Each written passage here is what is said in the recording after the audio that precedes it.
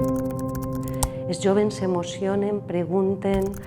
Aconseguir això en una estada i en una xerrada és molt més del que se pot aconseguir en mesos i mesos de treball dins de l'aula.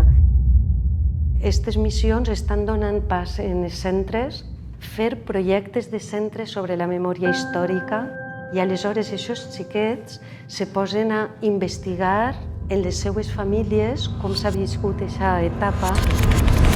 Estem en casa un dia i de sobte ens entra un WhatsApp del meu nebot i allí hi ha una llista en la que estava inclosa un germà de ma mare que mataren després de guerra.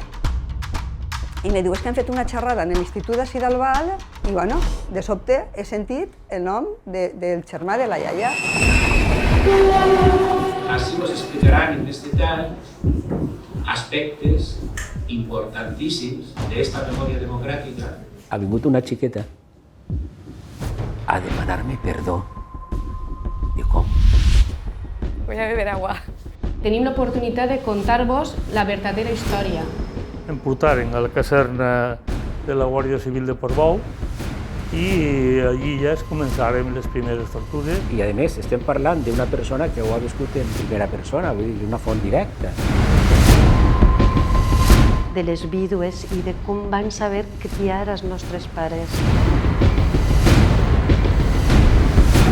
Unes dones en un poderío i una discreció i un saber estar.